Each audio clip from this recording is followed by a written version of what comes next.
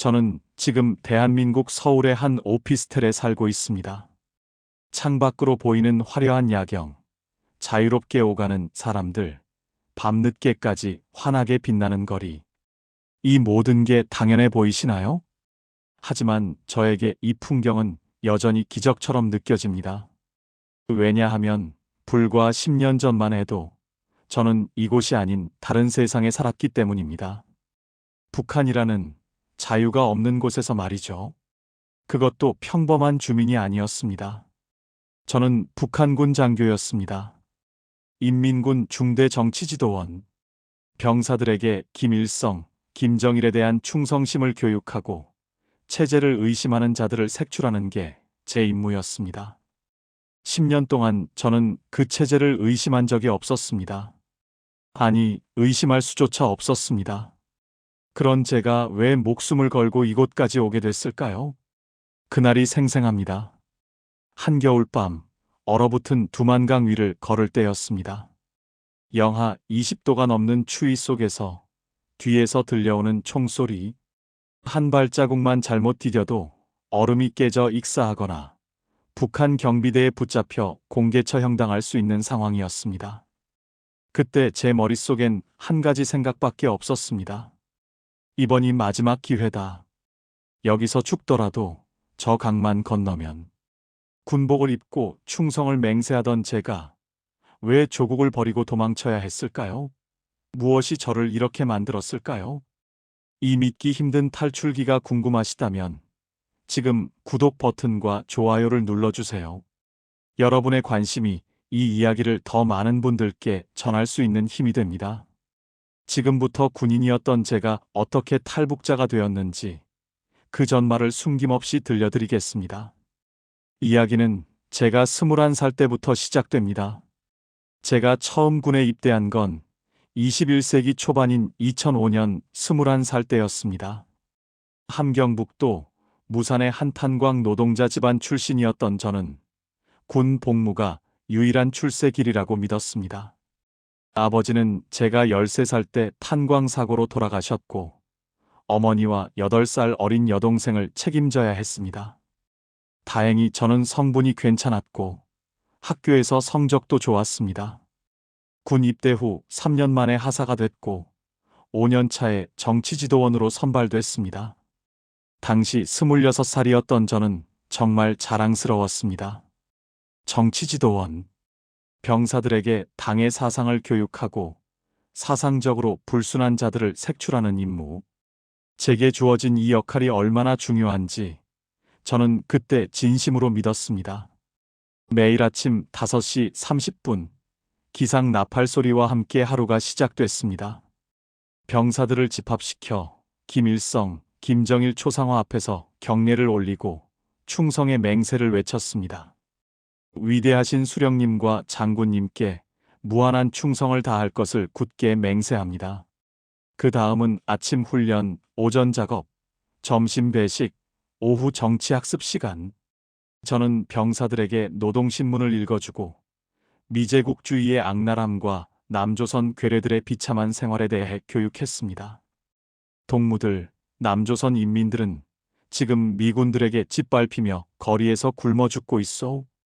우리가 얼마나 행복한 나라에 사는지 알아야 하오. 병사들은 고개를 끄덕였습니다. 저도 그렇게 믿었습니다. 배급은 항상 부족했지만 그건 미제의 경제 봉쇄 때문이라고 배웠습니다. 겨울에 난방이 안 돼서 병사들이 동상에 걸려도 그건 고난의 행군을 이겨내는 혁명 정신이라고 가르쳤습니다. 의심하지 않았습니다. 의심할 수가 없었습니다. 하지만 작은 균열은 그때부터 시작됐습니다. 어느 날 제 직속 상관이었던 대대 정치위원이 밀수 혐의로 조사를 받았습니다. 중국산 쌀과 설탕을 몰래 거래했다는 이유였습니다. 그런데 이상한 건 그보다 더 큰 규모로 밀수를 하던 연대장은 아무 문제가 없었다는 겁니다. 왜 연대장은 괜찮습니까? 제가 조심스럽게 물었을 때 선임 정치지도원이 차가운 눈으로 저를 쳐다봤습니다. 동무 묻지 말아야 할 걸 묻는군. 연대장 동무의 아버지가 누군지 모르나? 평양당 간부시오. 그 순간 뭔가 이상하다는 생각이 스쳤습니다. 평등하다던 사회주의 조국에서 왜 누군가는 처벌받고 누군가는 비호를 받는 걸까? 하지만 그런 생각은 위험했습니다. 저는 재빨리 고개를 숙이고 더 이상 묻지 않았습니다. 그때는 몰랐습니다. 이 작은 의문이 결국 제 인생을 완전히 바꿔놓을 거라는 걸. 그리고 1년 후 제 인생을 뒤흔든 사건이 일어났습니다. 그 일은 제가 정치지도원이 된 지 1년 정도 지났을 때 일어났습니다. 2012년 가을이었습니다. 당시 저희 중대에는 박철수라는 병사가 있었습니다. 저보다 4살 어렸고 성실하고 착한 친구였습니다. 다른 병사들이 정치학습 시간에 졸 때도 철수는 항상 열심히 필기를 했습니다. 그런 철수가 어느 날 갑자기 사라졌습니다. 초소 근무를 서다가 탈영을 시도한 겁니다. 하지만 이틀 만에 붙잡혔습니다. 국경 지역에서 민간인 옷으로 갈아입고 강을 건너려다 경비대에 발각된 거였습니다. 보위부 요원들이 철수를 끌고 왔을 때 저는 충격을 받았습니다. 겨우 이틀 만인데 철수의 얼굴은 알아볼 수 없을 정도로 망가져 있었습니다. 눈은 퉁퉁 부어 있었고 입술은 터져 피가 말라붙어 있었습니다. 동무 왜 그랬소? 왜 조국을 배신하려 했소? 제가 면회 때 물었을 때 철수는 떨리는 목소리로 대답했습니다. 지도원 동무, 저희 어머니가 굶어서 돌아가셨습니다. 제가 군대에 있는 동안 배급이 끊겨서 철수의 눈에서 눈물이 흘러내렸습니다. 저는 그냥 어머니 무덤이라도 찾아가고 싶었습니다. 중국 가서 돈 벌어서 동생들이라도 먹여 살리고 싶었습니다. 저는 아무 말도 할 수 없었습니다. 일주일 후 무산군 인민광장에서 공개 총사령이 집행됐습니다. 군인뿐만 아니라 일반 주민들까지 모두 동원됐습니다. 저도 중대 병사들을 이끌고 그 자리에 있어야 했습니다. 확성기에서 울려 퍼지는 목소리. 반역자 박철수는 조국과 인민을 배신하고 적국으로 도주하려 한 민족 반역자로서 철수는 기둥에 묶여 있었습니다. 고개를 떨구고 있는 그의 모습이 지금도 눈에 선합니다. 총성이 울렸습니다. 광장에 있던 수천 명의 사람들은 아무 말도 하지 않았습니다. 그저 고개를 숙인 채 서 있을 뿐이었습니다. 저 역시 마찬가지였습니다. 하지만 그날 밤 저는 잠을 이룰 수 없었습니다. 철수는 정말 반역자였을까? 굶어 죽은 어머니를 위해, 굶주린 동생들을 위해 살 길을 찾으려 한 게 죄일까? 그리고 더 무서운 생각이 들었습니다. 나는 왜 이런 생각을 하고 있는 거지? 이건 위험한 생각이야. 만약 누군가 내 생각을 알게 되면 저는 스스로를 검열하기 시작했습니다. 하지만 한 번 생긴 의문은 쉽게 사라지지 않았습니다. 배급이 끊겨 굶어 죽는 인민들, 뇌물을 주고받는 간부들, 성분에 따라 달라지는 대우, 그리고 살기 위해 도망치려다 총살당하는 사람들.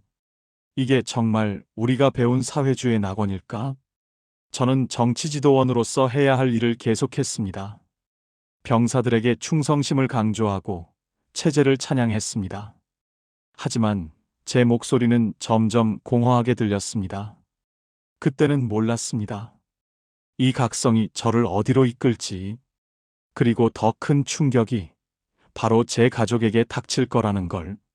그로부터 6개월 후 제 삶을 완전히 바꾼 사건이 일어났습니다.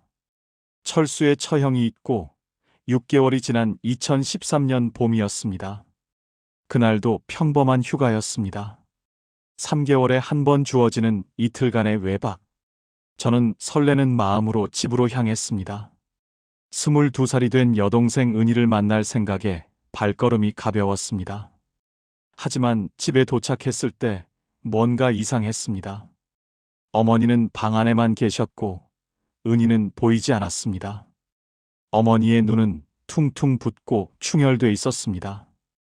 어머니, 무슨 일이세요? 은희는 어디 있어요? 한참을 침묵하시던 어머니가 떨리는 목소리로 말씀하셨습니다. 성철아, 은희가. 그날 밤 저는 모든 걸 알게 됐습니다. 은희는 무산군 당 간부의 아들에게 폭행을 당했습니다. 시장에서 일하던 은희를 그자가 눈여겨봤고 어느 날 밤 술에 취한 채로 우리 집에 찾아와 저는 주먹을 쥐었습니다. 온몸이 떨렸습니다. 보안서에 신고했어요? 어머니는 고개를 저으셨습니다. 신고했단다. 하지만 그 집안 성분을 보고는 오히려 우리 보고 조용히 하래. 괜히 일을 크게 만들면 우리 가족이 다 화를 입는다고. 뭐라고요? 저는 당장 달려가 그자를 죽이고 싶었습니다. 하지만 어머니가 제 팔을 붙잡았습니다. 안 돼, 성철아. 내가 군장교인데 내가 문제 일으키면 다 끝이야. 은희도 나도 너도 모두 끝장이야. 그날 밤 저는 골방에 숨어있는 은희를 만났습니다. 생기발랄하던 동생의 얼굴은 죽은 사람처럼 창백했습니다. 오빠, 미안해요. 제가 조심했어야 하는데. 은희야, 내 잘못이 아니야. 절대 내 잘못이 아니야. 은희는 제 품에 안겨 소리 없이 울었습니다. 저도 같이 울었습니다. 그 순간 깨달았습니다. 이 나라에서는 정의가 없다는 걸. 힘 있는 자들은 무슨 짓을 해도 처벌받지 않고 힘없는 우리 같은 사람들은 당해도 입 다물고 살아야 한다는 걸. 정치지도원으로서 10년간 외쳐온 인민의 나라, 평등한 사회주의는 모두 거짓이었습니다. 저는 결심했습니다. 이곳을 떠나야 한다. 이곳에선 우리 가족을 지킬 수 없다. 하지만 탈북은 쉽지 않았습니다. 특히 군인, 그것도 정치지도원이 탈북하면 추적이 가혹합니다. 가족들도 연좌제로 처벌받습니다. 저는 몇 달 동안 고민했습니다. 부대로 돌아가서도 밤마다 잠을 이루지 못했습니다. 그러던 중 같은 대대에 있던 선임에게서 조심스럽게 정보를 얻었습니다. 그는 예전에 탈북을 도와주는 브로커와 연결된 적이 있다고 했습니다. 하지만 돈이 많이 들어. 그리고 가족을 데리고 가는 건 거의 불가능해. 저는 알고 있었습니다. 어머니와 은희를 데리고 갈 수 없다는 걸. 2015년 여름, 저는 마지막 휴가를 나왔습니다. 그날 밤, 저는 어머니와 은희에게 말했습니다. 저 혼자 먼저 갑니다. 한국에 가서 정착하면 반드시 두 분을 데려올게요. 어머니는 울면서 말렸지만 결국 제 손을 잡아주셨습니다. 살아만 있어라. 제발 살아만 있으면 된다. 은희는 아무 말도 하지 않았습니다. 그저 제 손을 꽉 잡고 있었습니다. 그게 제가 가족을 본 마지막이었습니다. 그날 밤 저는 군복을 벗었습니다. 10년간 입었던 그 옷을, 그리고 민간인 옷으로 갈아입고 집을 나섰습니다. 죽을 각오로. 그리고 드디어 그날이 왔습니다. 2015년 12월 20사흘 밤, 저는 무산 외곽의 한 농가 헛간에 숨어 있었습니다. 영하 25도를 넘나드는 혹독한 추위였습니다. 브로커가 정한 시간은 밤 11시. 달이 구름에 가려지는 시간이었습니다. 이 돈이면 국경까지 안내해주고 중국 쪽 연결까지 해줄 수 있어. 하지만 잡히면 난 모르는 사람이야. 사흘 전 만난 브로커는 차갑게 말했습니다. 저는 그동안 모아둔 돈 전부를 건넸습니다. 중국 위안화로 3,000위안. 당시 북한 돈으로는 상상할 수 없는 큰 돈이었습니다. 밤 10시, 브로커가 어둠 속에서 나타났습니다. 가자. 오늘 경비가 교대하는 날이야. 지금이 유일한 기회야. 저를 포함해 모두 4명이었습니다. 30대 부부와 20살쯤 돼 보이는 여자 1명. 모두 죽을 각오를 한 얼굴들이었습니다. 우리는 말없이 브로커를 따라 산길을 올랐습니다. 눈이 쌓인 산길은 미끄러웠고 추위는 뼈를 깎는 듯 했습니다. 하지만 누구도 힘들다는 말을 하지 않았습니다. 1시간쯤 걸었을까? 브로커가 손을 들어 우리를 멈춰 세웠습니다. 저기 보이지? 저게 두만강이야. 지금 시간이면 경비병들이 초소로 돌아가는 시간이야. 내가 신호하면 뛰어. 멈추지 말고 무조건 건너편까지 뛰는 거야. 어둠 속에서 강이 희미하게 보였습니다. 얼어붙은 강 위로 달빛이 반사되고 있었습니다. 심장이 미친 듯이 뛰었습니다. 브로커가 손을 내렸습니다. 지금.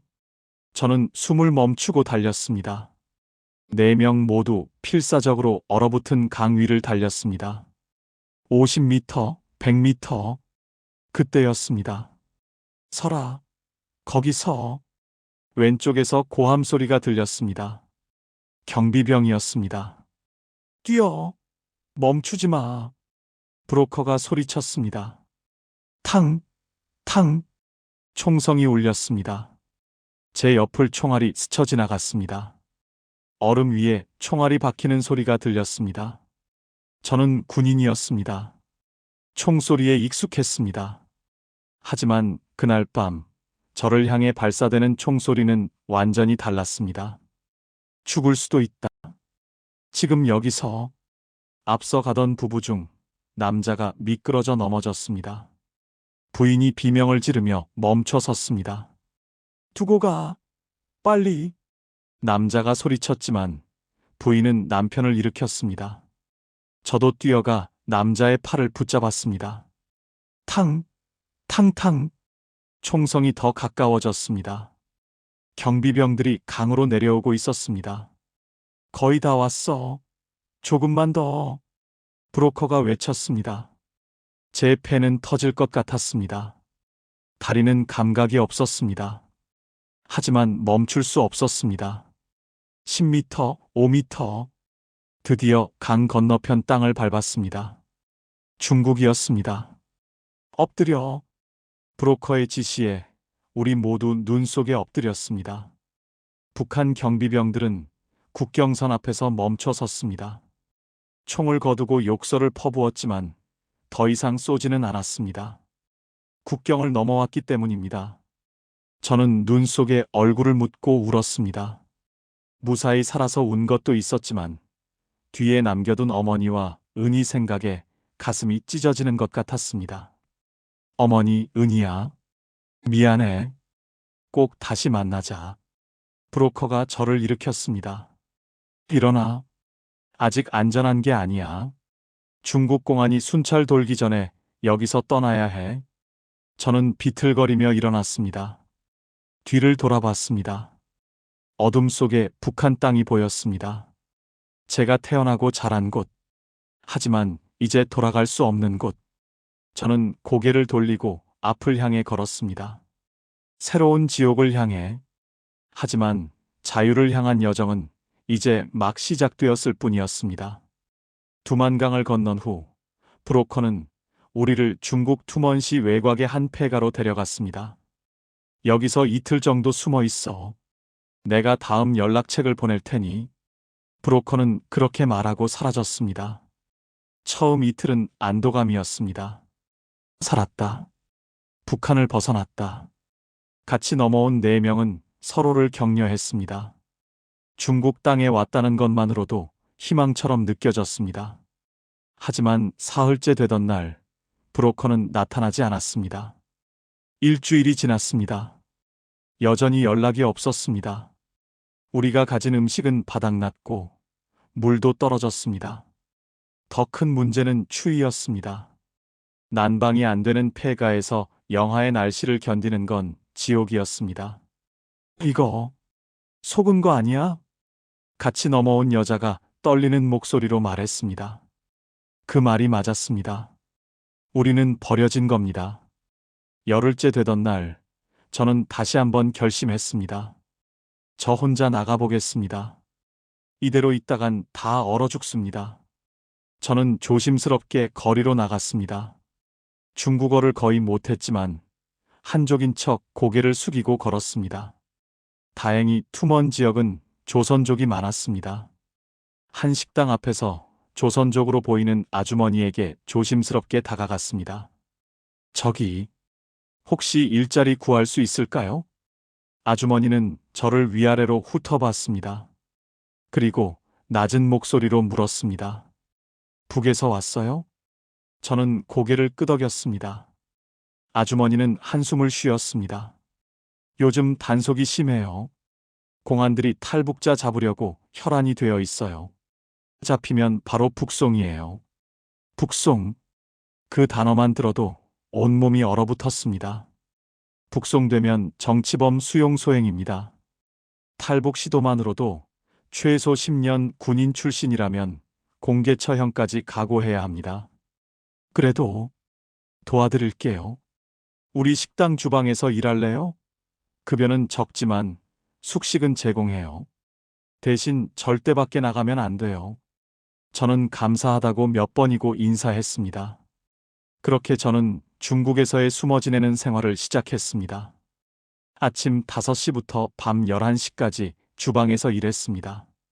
설거지, 청소, 재료 손질, 무슨 일이든 했습니다. 급여는 한 달에 1,000위안. 한국 돈으로 20만 원도 안 되는 돈이었지만 저에겐 생명줄이었습니다. 하지만 공포는 항상 함께였습니다. 어느 날 공안들이 식당에 단속을 나왔습니다. 저는 재빨리 창고에 숨었습니다. 심장이 터질 것 같았습니다. 탈북자 숨겨주면 주인도 처벌받는 거 알지? 공안의 목소리가 들렸습니다. 당연히 알죠. 저희는 그런 거 안 해요. 아주머니는 태연하게 대답했습니다. 공안들이 돌아간 후 아주머니가 창고로 와서 말했습니다. 이제 여기도 위험해요. 당신 한국 가야 해요. 여기서 평생 숨어 살 수는 없잖아요. 저도 알고 있었습니다. 중국은 제게 안전한 곳이 아니었습니다. 그날 밤 아주머니는 저를 다른 브로커에게 연결해 줬습니다. 이번에는 한국까지 연결해 준다는 브로커였습니다. 한국까지 가려면 10,000위안이 필요해요. 라오스, 태국을 거쳐가는 루트예요. 10,000위안. 저는 6개월을 일해야 모을 수 있는 돈이었습니다. 6개월만 기다려주세요. 제가 꼭 돈 모을게요. 다음 날부터 저는 더 열심히 일했습니다. 식당 일이 끝나면 밤에는 조선족 공장에서 야간 작업도 했습니다. 하루에 서너 시간만 자고 일했습니다. 어머니와 은희를 데려오려면 제가 먼저 한국에 가야 했습니다. 그렇게 6개월이 흘렀습니다. 2016년 가을, 저는 드디어 10,000위안을 모았습니다. 브로커에게 연락했습니다. 준비됐어요. 한국으로 가고 싶어요. 좋아요. 다음 주에 출발합니다. 쿤밍으로 이동할 거예요. 전화를 끊고 저는 북쪽을 바라봤습니다. 국경 너머 북한이 있었습니다. 어머니, 은희야. 조금만 기다려. 내가 꼭 너희를 구할게. 하지만 그때는 몰랐습니다. 한국까지 가는 길이 얼마나 험난할지. 마지막 여정이 시작되었습니다. 2016년 10월, 저는 중국 쿤밍행 기차에 몸을 실었습니다. 브로커가 준비해준 가짜 신분증을 목에 걸고 중국인인 척 고개를 숙이고 있었습니다. 심장은 미칠 듯이 뛰었지만 표정만은 평온을 유지해야 했습니다. 기차 안에는 저 말고도 5명의 탈북자가 더 있었습니다. 모두 서로 모르는 척했지만 눈빛만 봐도 알 수 있었습니다. 같은 처지라는 걸. 40시간의 기차 여행 끝에 쿤밍에 도착했습니다. 그곳에서 우리는 다른 브로커를 만났습니다. 여기서부터가 진짜 고비예요. 라오스 국경까지 버스로 이동하고 거기서부터는 걸어야 해요. 산길을 밤새 걸어서 라오스로 넘어가는 거예요. 다음 날 밤 우리는 출발했습니다. 국경 근처 산자락에 내려진 우리는 브로커의 안내를 따라 어둠 속으로 걸어 들어갔습니다.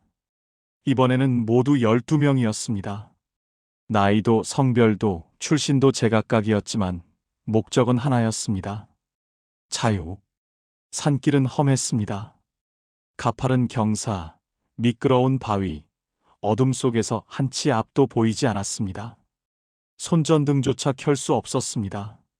중국 국경 경비대에 발각될 수 있기 때문이었습니다. 4시간쯤 걸었을 때였습니다. 앞에서 비명소리가 들렸습니다. 50대쯤 돼 보이는 남자가 발을 헛디뎌 넘어진 겁니다. 발목을 다친 것 같았습니다. 일어나세요. 빨리. 브로커가 재촉했지만 남자는 일어나지 못했습니다. 못 가겠어요. 여기 두고 가세요. 남자가 신음하며 말했습니다. 브로커는 차갑게 말했습니다. 여기 남으면 죽어요. 중국 경비대한테 잡히든지 산짐승한테 물려 죽든지. 저는 군인 시절의 경험을 떠올렸습니다. 재빨리 남자의 발목을 천으로 동여매고 남자의 팔을 제 어깨에 걸쳤습니다. 제가 도와드릴게요. 갑시다. 옆에 있던 20대 청년도 반대편을 잡아주었습니다. 같이 가요. 우리 여기까지 왔잖아요. 브로커는 혀를 찼지만 더 이상 말하지 않았습니다. 우리는 다시 걸었습니다. 남자를 부축하며 걷는 건 힘들었지만 그를 두고 갈 수는 없었습니다. 북한에서 철수를 구하지 못했던 기억이 떠올랐습니다. 이번에는 포기하지 않는다. 해가 뜨기 전 우리는 라오스 국경을 넘었습니다. 여기서 이틀 쉬었다가 태국으로 갑니다. 브로커가 우리를 작은 마을의 민박집으로 데려갔습니다. 처음으로 제대로 된 식사를 했습니다. 쌀밥과 국, 그리고 채소. 간단한 음식이었지만 눈물이 날 만큼 감사했습니다. 이틀 후 우리는 다시 길을 떠났습니다. 이번에는 트럭 짐칸에 숨어서 태국 국경까지 이동했습니다. 숨도 제대로 쉴 수 없는 좁은 공간에서 10시간을 견뎌야 했습니다. 그리고 마지막 관문이 남았습니다. 메콩강. 이 강을 건너면 태국입니다. 강 건너편에 우리 사람이 기다리고 있어요. 밤이었습니다. 강물은 생각보다 빨랐습니다. 수영 못하는 사람? 브로커가 물었을 때 3명이 손을 들었습니다. 제가 발목 다친 남자를 포함해서 그들을 챙기기로 했습니다. 저는 군대에서 배운 수영 실력을 믿었습니다. 제 뒤를 따라오세요. 천천히 가도 됩니다. 우리는 강으로 들어갔습니다. 물은 차가웠고 물살은 거셌습니다. 하지만 멈출 수 없었습니다. 중간쯤 왔을 때 다리에 쥐가 났습니다. 순간 물속으로 가라앉았습니다. 하지만 제 옆에 있던 청년이 저를 붙잡아 주었습니다. 지도원님, 힘내세요. 그가 저를 군인이라는 걸 알고 있었던 겁니다. 저는 고개를 끄덕이고 다시 팔을 저었습니다. 마침내 강 건너편 땅을 밟았습니다. 태국이었습니다.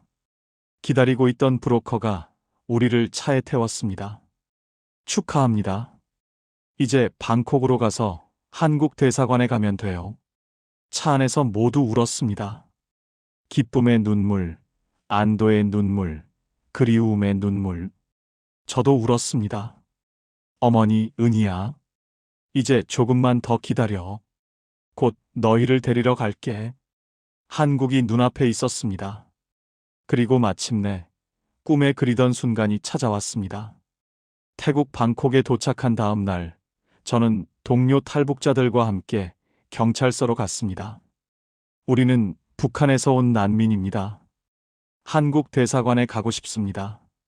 경찰은 우리를 임시 보호소로 데려갔습니다. 그곳에서 2주일을 기다린 끝에 드디어 한국 대사관 직원들을 만났습니다. 처음으로 태극기를 봤을 때 저는 그 자리에서 무릎을 꿇고 울었습니다. 10년간 군인으로 살면서 저는 태극기를 적의 상징이라고 배웠습니다. 하지만 그날 본 태극기는 적이 아니었습니다. 그것은 희망이었습니다. 조사 과정은 길었습니다.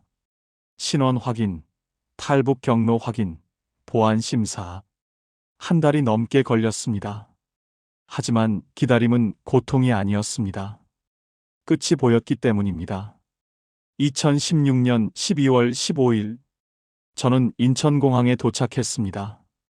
비행기에서 내려 입국장을 통과할 때 다리가 후들거렸습니다.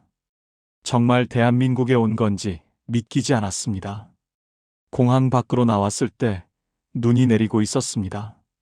서울의 첫눈이었습니다. 저는 눈송이를 손바닥에 받으며 생각했습니다. 자유로운 나라의 눈은 이렇게 따뜻하구나. 하나원에서의 석 달은 혼란스러웠습니다. 남한 사회를 배우고 한국어를 다시 배우고 직업 교육을 받았습니다. 북한에서 쓰던 말과 남한에서 쓰는 말이 이렇게 다른 줄 몰랐. 출근합니다가 아니라 출근해요. 동무가 아니라 친구, 인민반이 아니라 주민센터. 모든 게 낯설었지만 동시에 설렜습니다. 하나원을 수료하고 서울에 정착했습니다. 처음에는 공장에서 일했습니다. 육체 노동이었지만 불평하지 않았습니다. 적어도 여기서는 제가 번 돈을 제가 쓸 수 있었습니다. 그리고 1년 후 저는 검정고시를 준비하기 시작했습니다. 밤에는 일하고 낮에는 공부했습니다. 왜냐하면 꿈이 있었기 때문입니다. 언젠가 통일이 되면 북한으로 돌아가 사람들을 돕고 싶다는 꿈, 그리고 무엇보다 어머니와 은희를 다시 만나고 싶다는 꿈. 지금은 2025년입니다. 제가 한국에 온 지 9년이 됐습니다. 저는 지금 대학교에 다니고 있습니다. 사회복지학을 전공하고 있고 동시에 탈북민 정착지원단체에서 자원봉사를 하고 있습니다. 제가 겪었던 어려움을 다른 탈북민들이 조금이라도 덜 겪었으면 하는 마음입니다. 어머니와 은희와는 아직 연락이 닿지 않습니다. 중국에 있는 브로커를 통해 몇 번 소식을 전하려 했지만 위험하다는 답만 돌아왔습니다. 밤마다 그들을 생각합니다. 잘 지내고 있을까? 건강할까?